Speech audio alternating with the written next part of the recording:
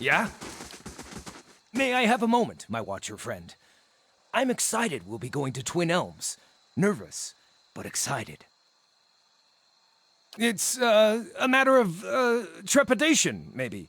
I was never a well-accepted member of my own circle, and I'm fairly certain I'll find some way to make an insult or give offense. And for all I know, the Druids of Twin Elms are in contact with the Hawk and Ivy Circle. The Fisher Crane tribe isn't often this far northwest of the bog, but word of my ostracism could have spread. I've spent years coming up with new reasons to put it off. About time I go there and see what Wow wills me to see. Need something? We can speak another time. Lead the way! Certainly.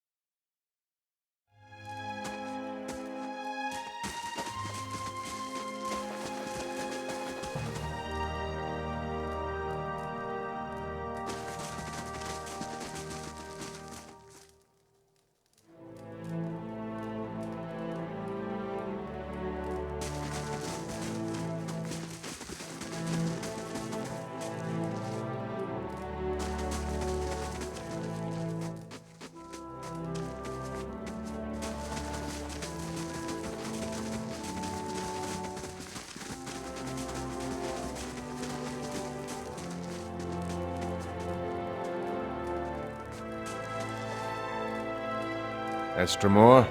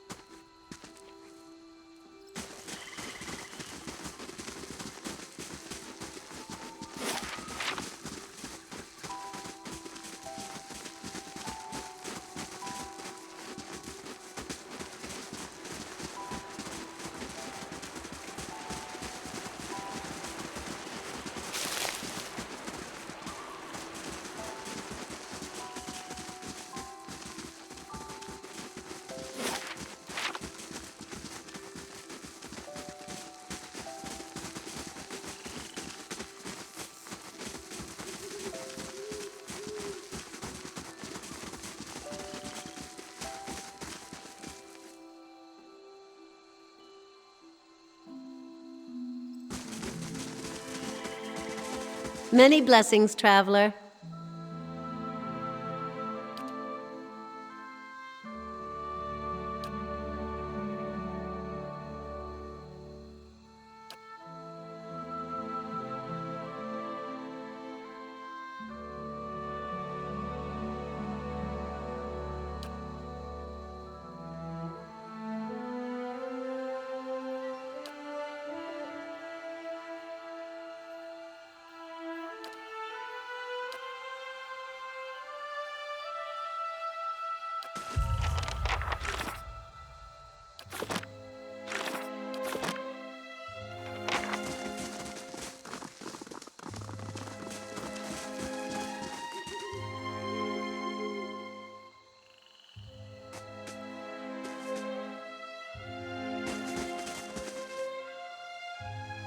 Hail, Estramor.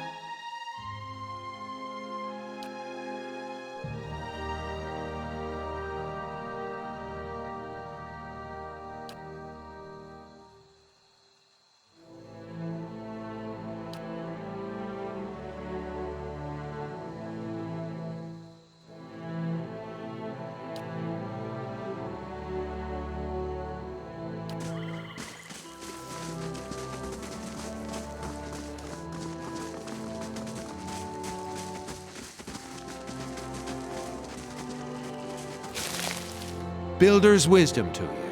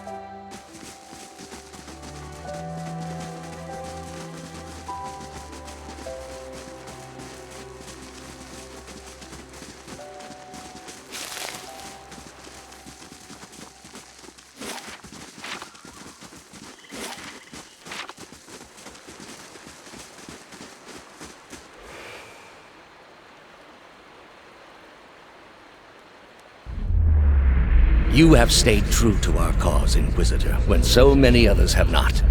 For every heretic we confess, for every betrayer that burns on our pyres, new sheep continue to flock to Iavara Exencios. But not you. I underestimated you in the beginning, but no longer. It is not for honor that I summoned you today, but for duty. Too many of our own have confessed upon the wheel and the rack and the flame. Too many of our faithful have had their minds poisoned by the Kratom witch. The tide is against us now. We have but one option.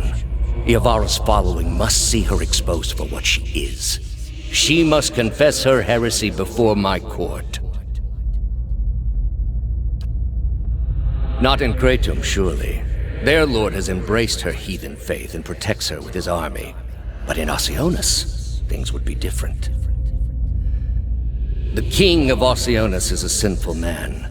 We have helped him to see the error of his ways, and now he fears for his soul. He would pay any price for absolution.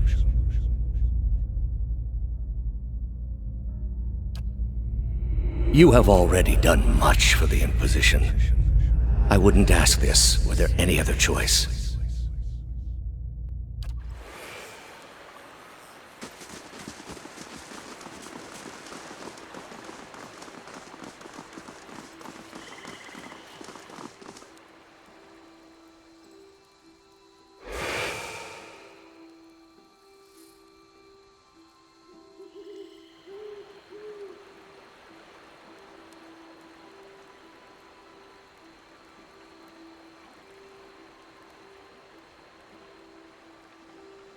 Turn around, flesh creature. Outsiders are not permitted to approach the elms. Do you not feel it, sister? Something familiar. An ancient soul, like the other one. Another defiler, no doubt. Let us fell him and be troubled no more. It would pay the debt of his predecessor. So it would seem, Rhiannon. But we must not hasten to judgment.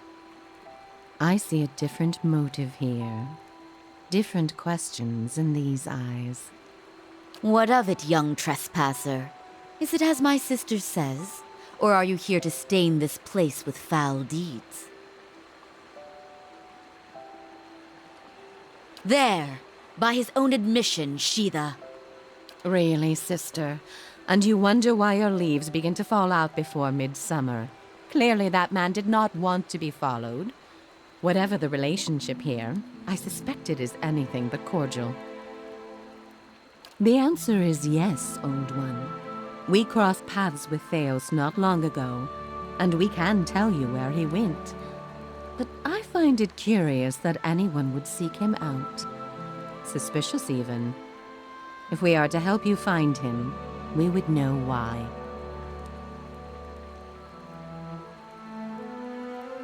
So that is the reason he passed this way. This is low, even for the leaden key. I told you we should have confronted him, Sheetha. He has always been a poison. It would have been the last thing we ever did, sister. Who can be said to have ever gotten the better of Theos? Yes, but imagine how much fun it would have been. Can't you just picture him all strung up in vines like an angry little puppet? But that's not what this is really about, is it? You are bound to that man. I see it now. You are awakened. Your soul is awake, and something once buried deep now wells to the surface. Past overwhelms present, closes in around you. Your time has nearly reached its end.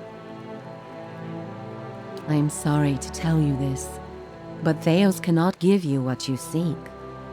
Nor can any man. An awakening cannot be undone, any more than your past can be undone.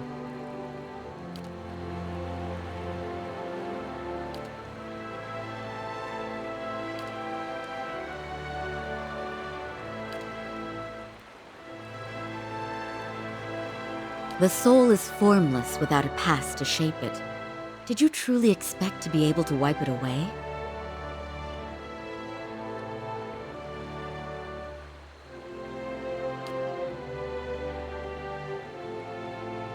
However, as much as my sister speaks truly that there is no way back from an awakening, there may yet be a way forward.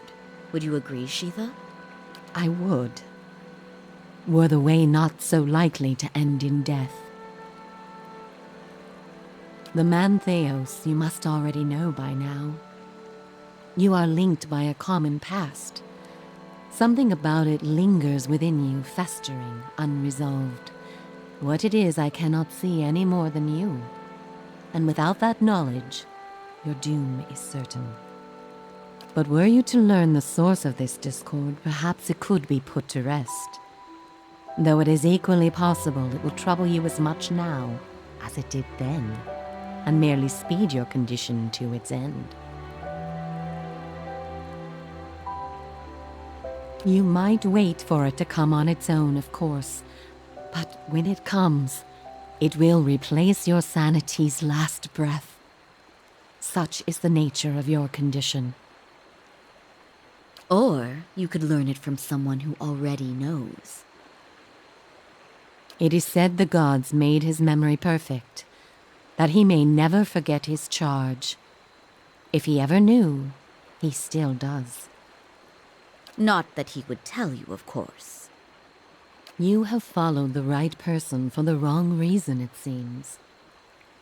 We see it often beneath the elms, the soul dragging mind and body to unknown places for unfathomable reasons.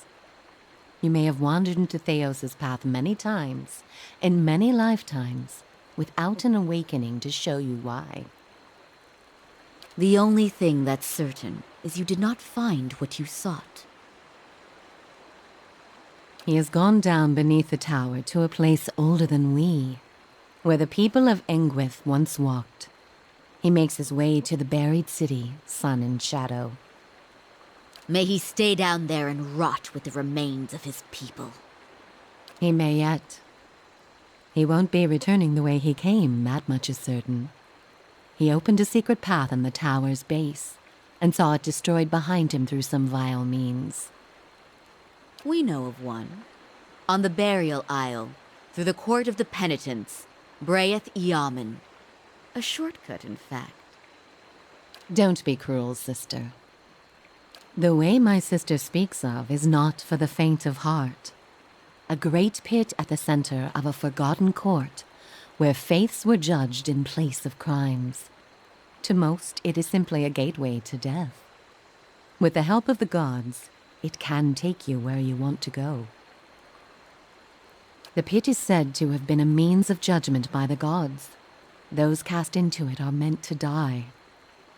It is that way you must pass to reach Sun and Shadow. The court is old.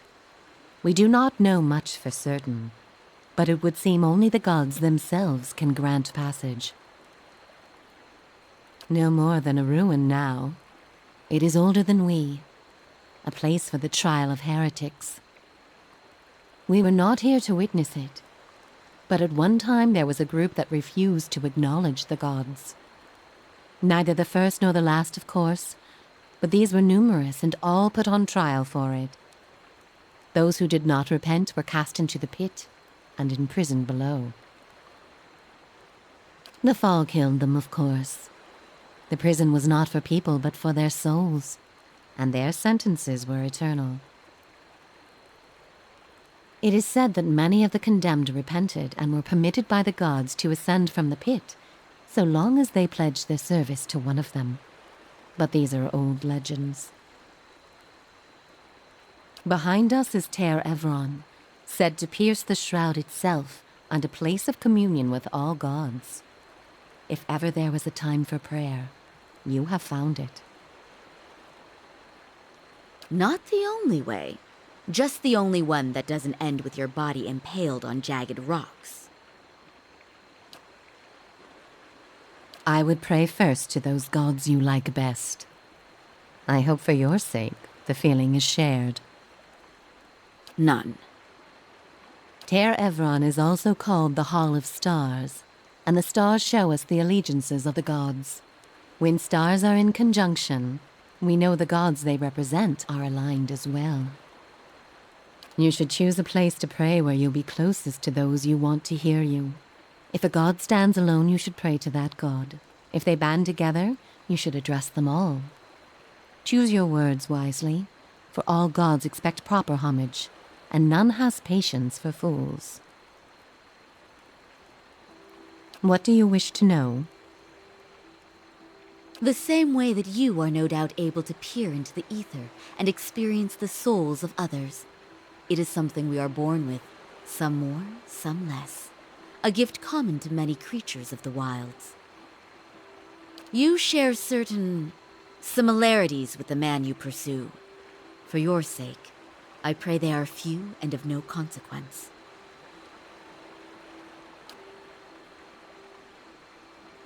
There is something about this place that reaches beyond our understanding, something like a beacon. The elms have a way of uniting souls that have been seeking one another, with or without their owner's awareness. Sometimes it is for love, sometimes for vengeance, sometimes for peace. Often it is for no reason we will ever know.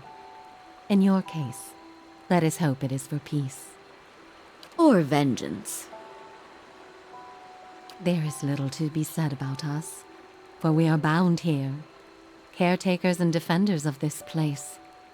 Our journey has been over time but not distance, measured in observations but not experiences. We have seen the elms grow tall. We have seen cities built, burned, and built again. The only constant has been the tower, a silent companion through the ages. You can imagine why this recent destruction has stirred my sister so. If you do nothing else, make that man pay for what he did here. We will tell you what we can. Before you go, tell me this, old one. I'm curious.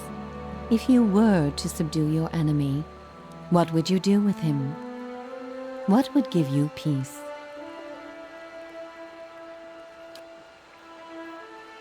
All the same, think on this matter. Be assured in your course. In the end, it may mean all the difference, not just to his soul, but to yours. And be warned. Some questions have answers that can never be learned, and it is those that trouble the soul above all others. May you find an answer to yours.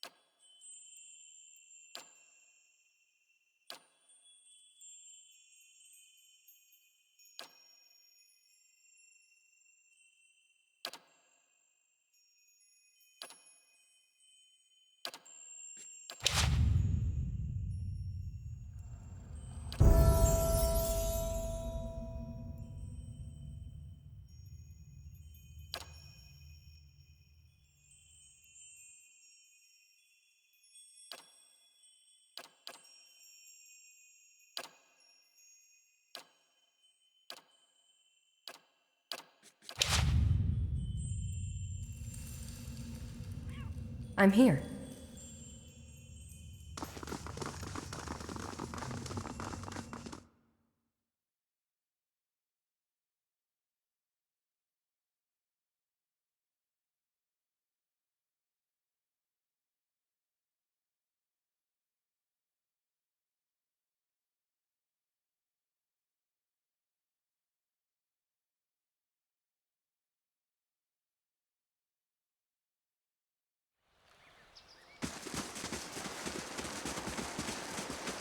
So, Alof, have you ever woken up to find your other half used your body during the night? I don't think I understand you. And I'm not sure I want to. Well, I've found that if I go to sleep hungry enough, I wake up covered in blood and delightfully full.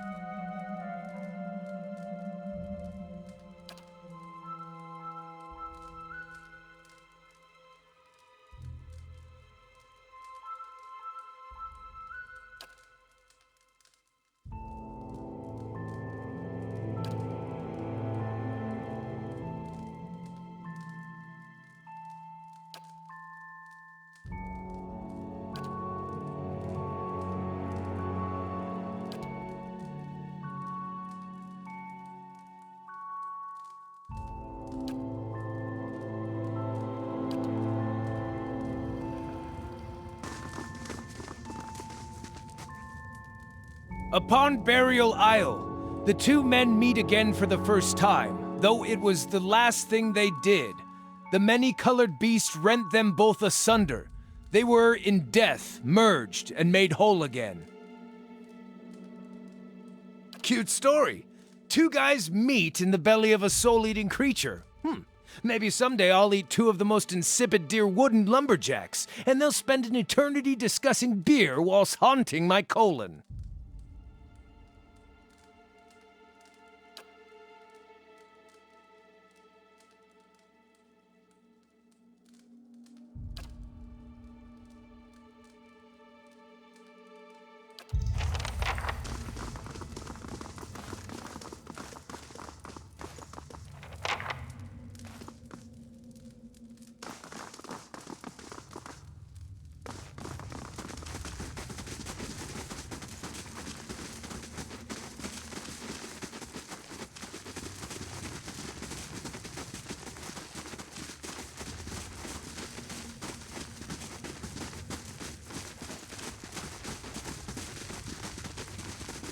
Hail, Estremor.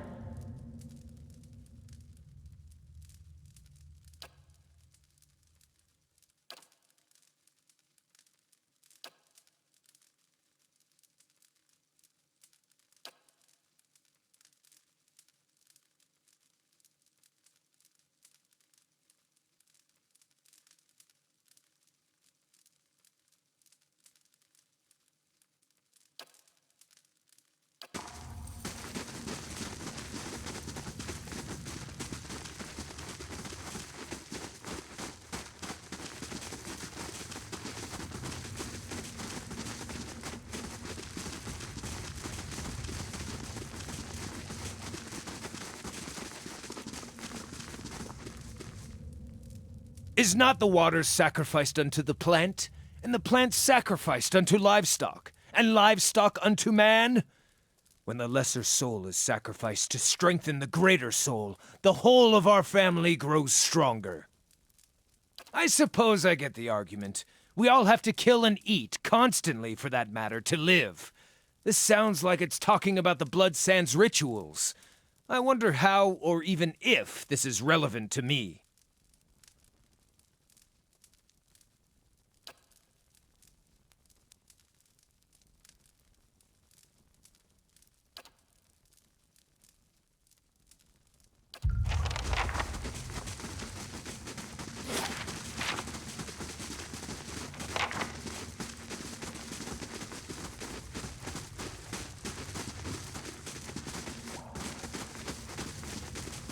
Quietly now.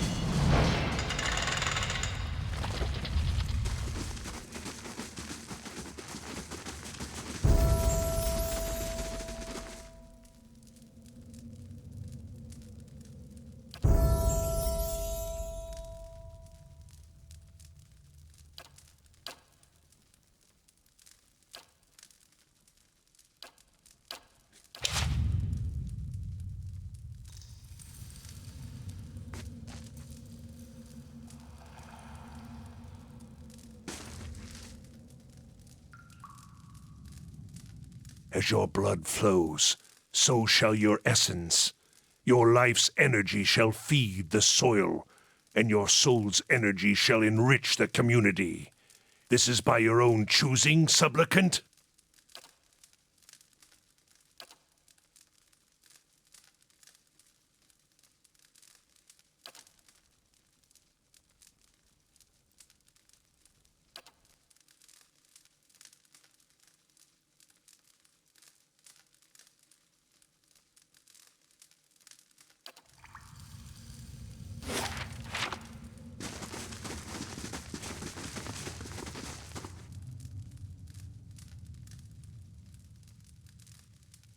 No one comes to Blood Sands without a purpose. What is yours? I am the Archdruid of the Ethic Null. For centuries it has been my duty to guide our rituals and guard our knowledge. It is work that requires a certain resilience, but it is not without its benefits.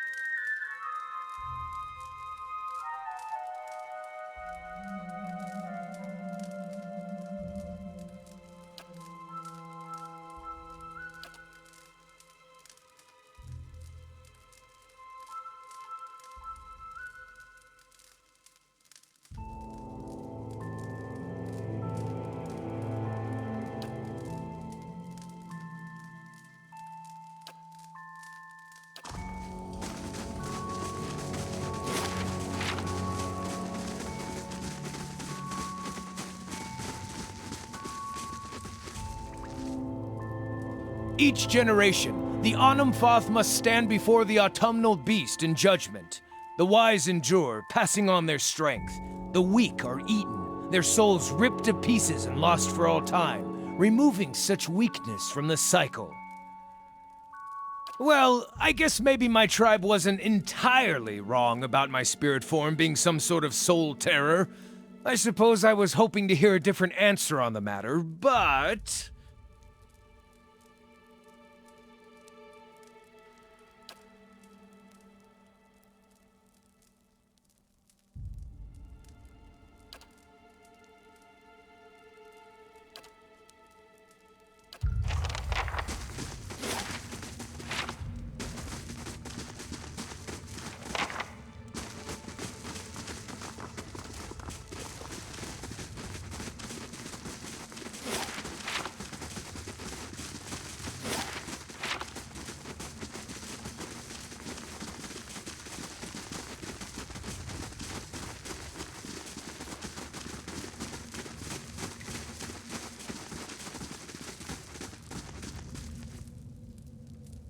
As souls split into multitudes, many lives come from one.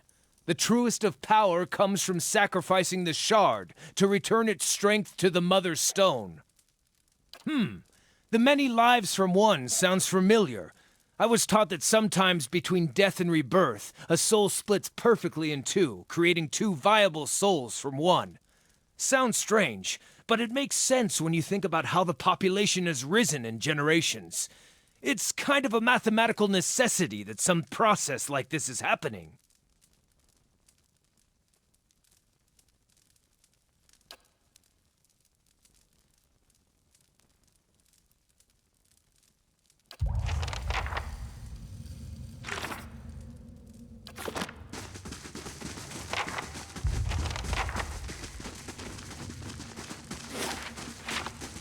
Look there!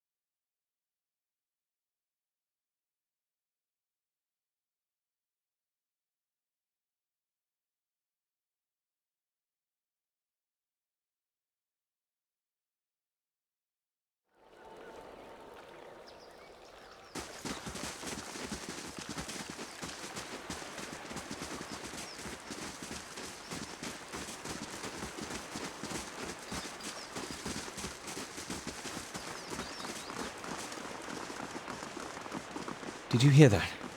About our awakenings being permanent?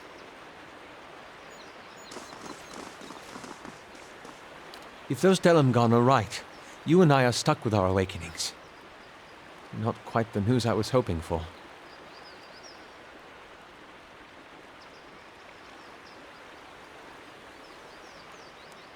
Oh, the knowledge that a barely civilized bumpkin will share my mind and body for the rest of my life?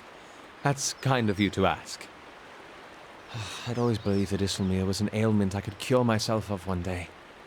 But now, to think she'll be around forever.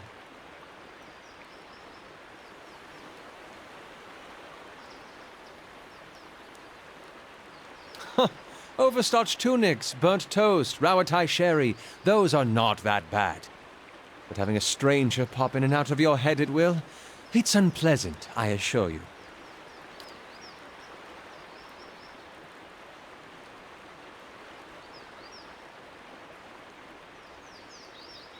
I've always seen her as an adversary. You've shown me that, for all her flaws, she's been an ally too. We want the same things, even if we don't go about them the same way. I think it's time I stopped fighting her.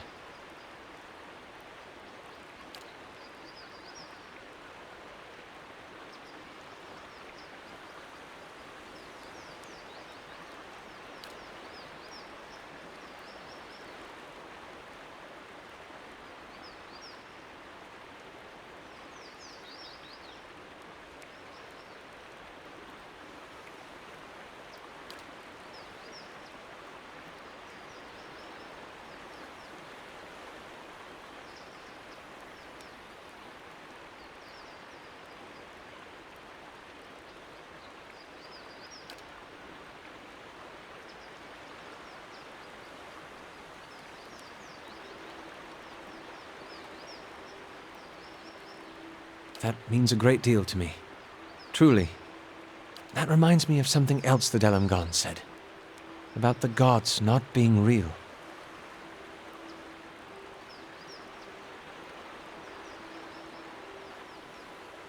Yes, I suppose so. Still, I can't help but worry at the state we'd be in if that were somehow true. If there were no power guiding us in this life and shepherding us to the next.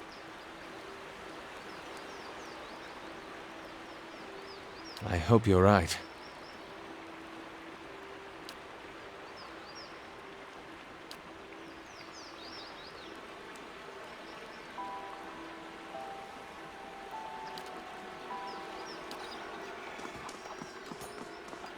I'm here.